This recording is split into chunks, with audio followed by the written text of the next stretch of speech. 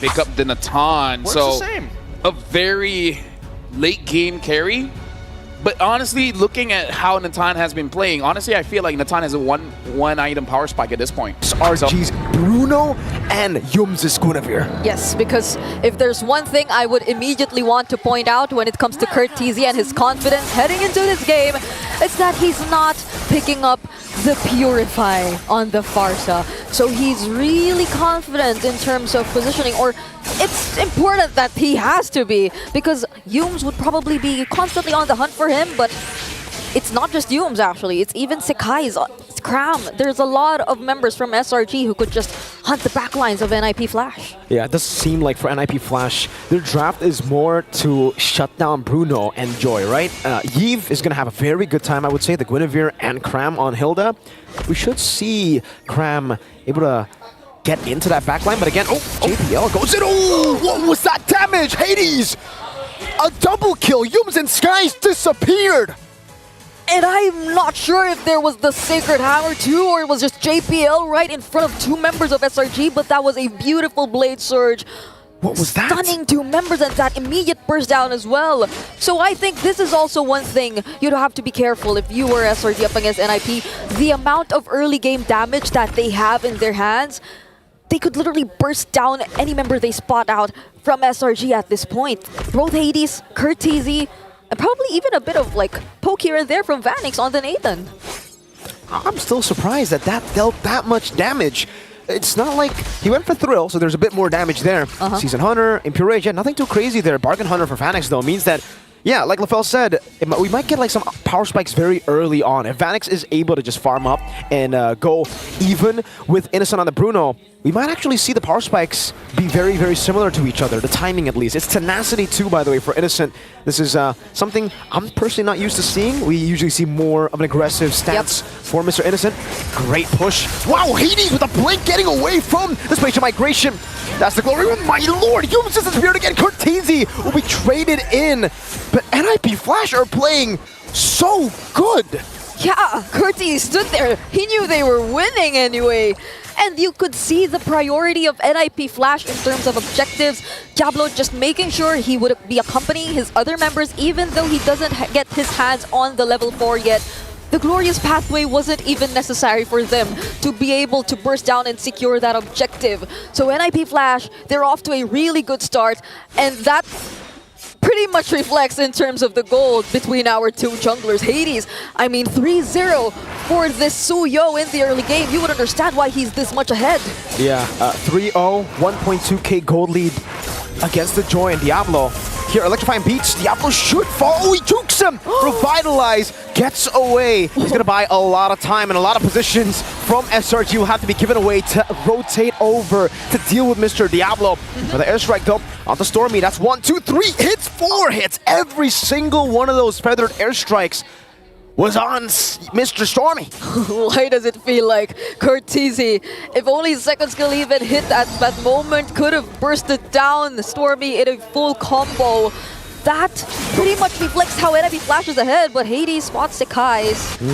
And one thing at least for SRG is just how ahead their XP is, but oh wait, Vanix with the Purify. Yep, escaping from the spatial migration, Violet Requiem combo, just wanting to play safe in this weak side. He knows the team is doing well right now, so there's no reason for him to actually walk in, do anything aggressive, just play it by the book, passive, and farm up. Whoa, right. What is this? Oh, the timing was good.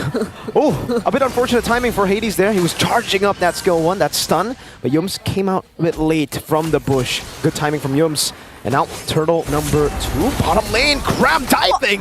The turret is nothing to Cram, but it does give all the prio over to NIP Flash up top around the turtle. So it'll be a kill on Vanix, traded for the second turtle of the game.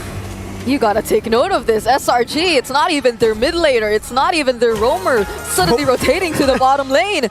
It's their XP laner rotating to the bottom lane, helping Innocent.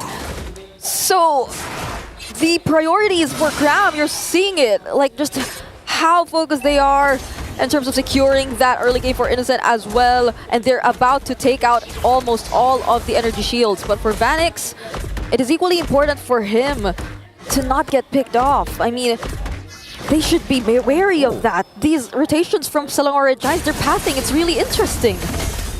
And it's back to just a farming battle for both these teams, you know? Not really going for anything, any invades, ambushes, aggressive takes. NIP Flash, they want to farm. Same goes for SRG. They still have a very, very good mid-game power spike with Stormy and Innocent. So if there's no neutral objective, don't really expect any of these teams to be looking for big plays around the map. Yep.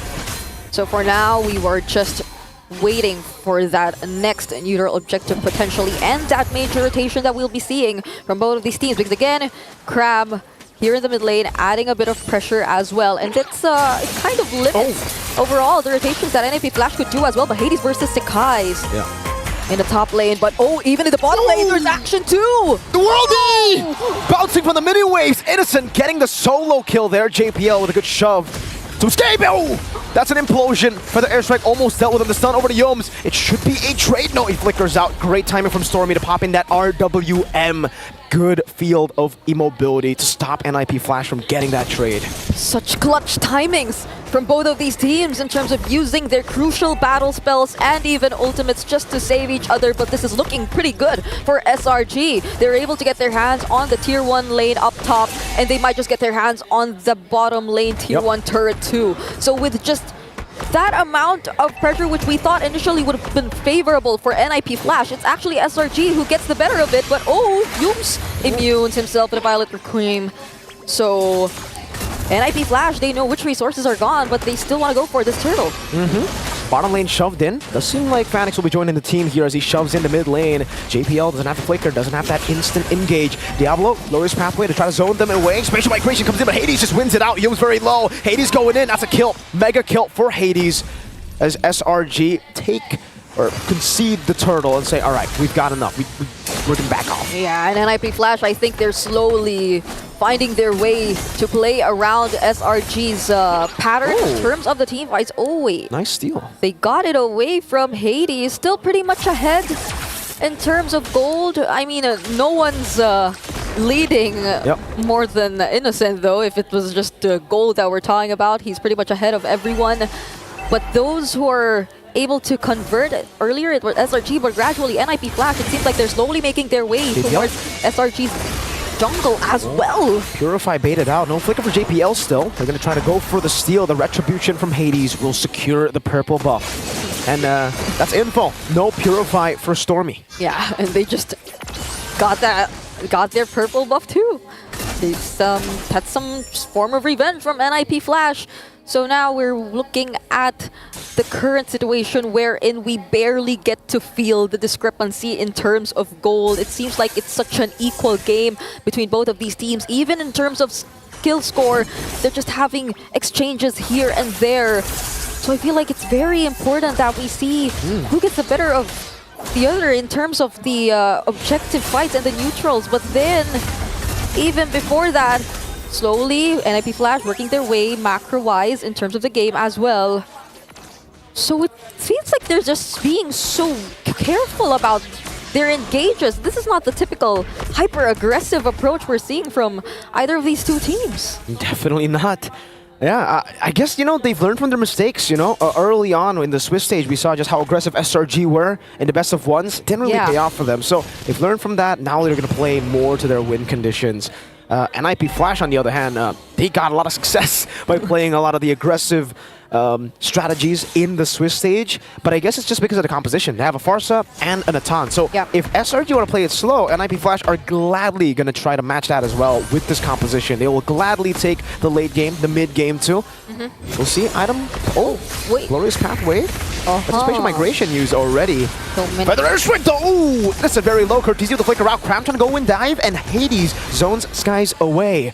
Big resources used up before the Lord. Yeah, but I just want to say, Cram, he's just so consistent in making sure that NIP Flash will be able to position themselves well, but oh no, Stormy! He doesn't get saved by the Purify! Doesn't matter, the Purify. Diablo with the DOT! Damage over time, slowly getting Stormy down. Diablo's an assassin with the high lows. JPL goes in for the flicker implosion. Doesn't find anyone. Innocent, meanwhile, getting a spatial migration. Violet Requiem, they're getting split up for their airstrike. And JPL's going to be picked off on the other side of the map as well. Oh no.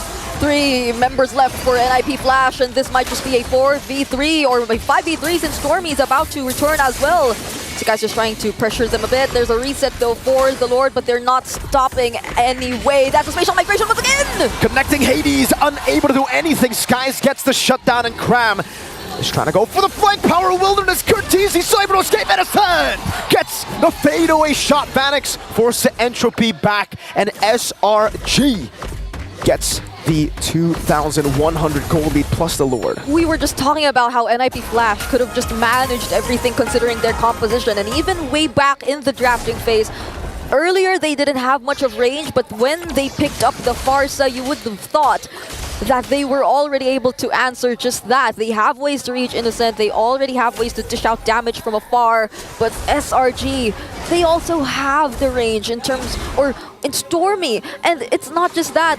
There's no one in NIP Flash doing the same job as Cram. There's no one in NIP Flash just forcing out the cancels on the feathered airstrikes and forcing those two damage dealers to stick together to make sure that they don't get picked off by the Hilda. And now it's SRG slowly knocking on NIP Flash's base. Holy defense already used for the bottom lane turrets, and they just have to really work their defense to this. RWM2 trying to get Innocent as much room as possible. You can see the two basic attacks on Vanix there. Luckily for Vanix, that did not crit. Wow, it was just so stunning to see that Lord fight, right? It was like NIP Flash were everywhere, and SRG just capitalized on every single mistake. They got the top lane as JPL failed the implosion flicker. They killed Diablo, who was alone with no initiator.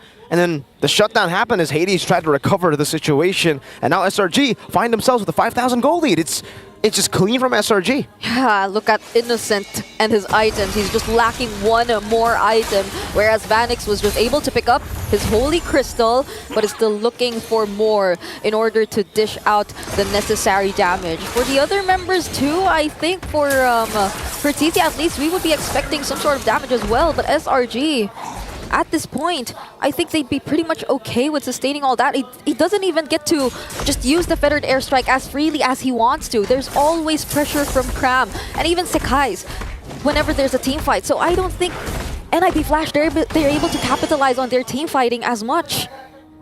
Not at all. Now they're really going to have to wait for late game. Vanix already has the Holy Crystal.